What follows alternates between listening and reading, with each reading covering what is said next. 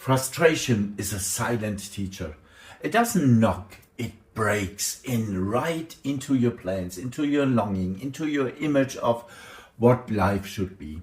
And suddenly you are sitting there, shoulders slumped, a dropping thought. What's the point of all this?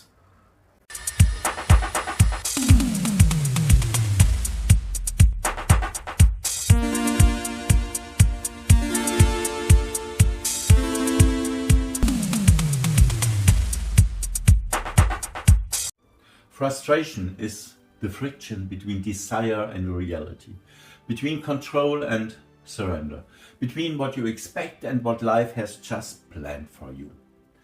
Psychologically speaking, it's the natural reaction of a brain seeking reward and encountering resistance. Spiritually speaking, it's a mirror, one that forces you to look deeper, not at what you don't have, but at what you don't yet understand.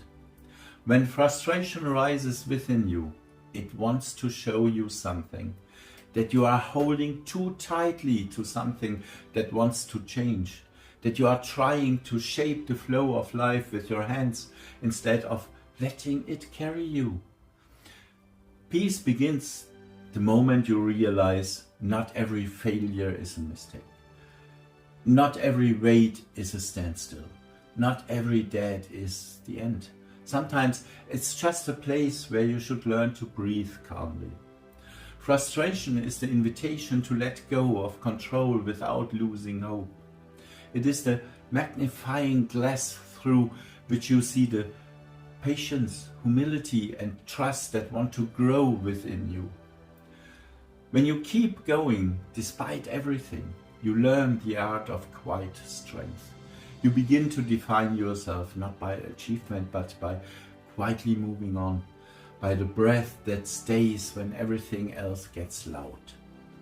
Philosophically speaking, frustration is a moment of awareness, a point at which you can decide, do you want to continue fighting against what is, or do you want to learn to flow with what is happening? Because true peace doesn't arise when everything succeeds, but when, in the midst of failure, you hear your own heartbeat again, calm, patient, alive. Then you realize frustration is not an obstacle. It is the touchstone of your soul. And life? It has never rejected you. It has only asked you to trust more deeply. And that's something I learned today one more time. Good morning.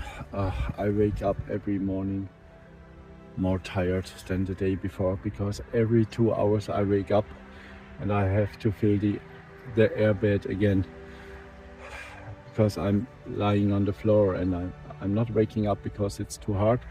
I'm waking up because it's too cold. I'm really glad if I'm in Ruse and if it's done for this year.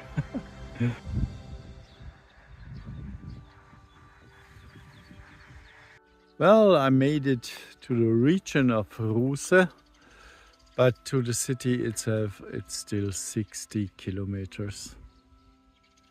The really nice spots where I could spend the night coming always too early.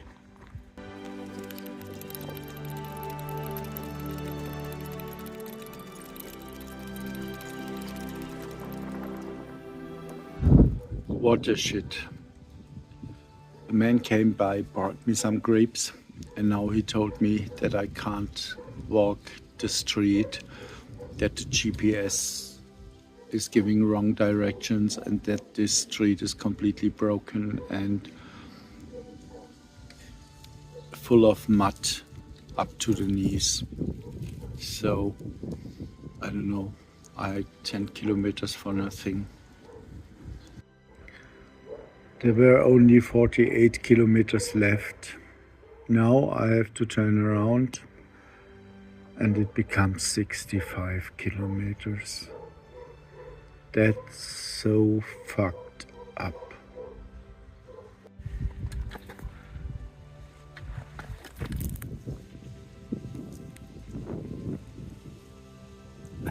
ist Anbieterin. Hiking 15 kilometers for absolutely nothing.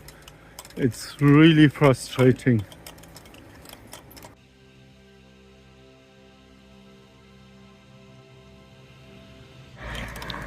So the policemen who saw me 2 times, they were waiting now.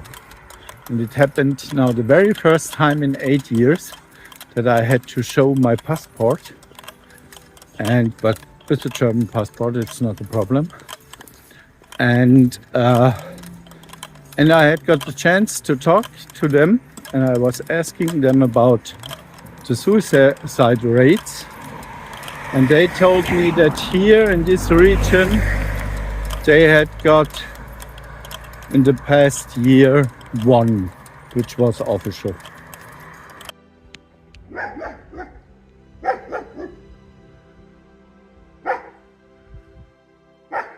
Yeah, something like that I never had. There's no shop in the village. The community center is closed. And there were sitting 3 guys, and I told them about the problem and the batteries and whatever, and that I just need somebody who is charging those batteries. And they say, no, we are not helping you. That's what they said. No, we are not helping you. And then after a while, one of the guys told me, yeah, but there's a German lady, maybe she can help you. And now they brought me to her house, but she's not at home. And they said, yeah, you can wait here until she is home.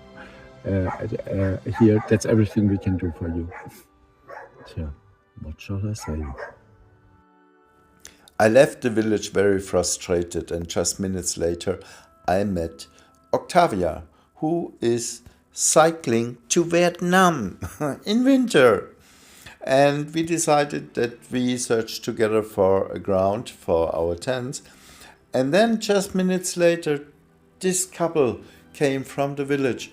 They heard about my problem, and then they were searching for me. And they came with a lot of food and coffee and drinks. And we were standing there for a long time, and we were talking. And they were so incredible, nice and helpful. And they took my batteries and they charged them overnight. And they really gave me back the belief in this village and in humanity. Thank you so much for this.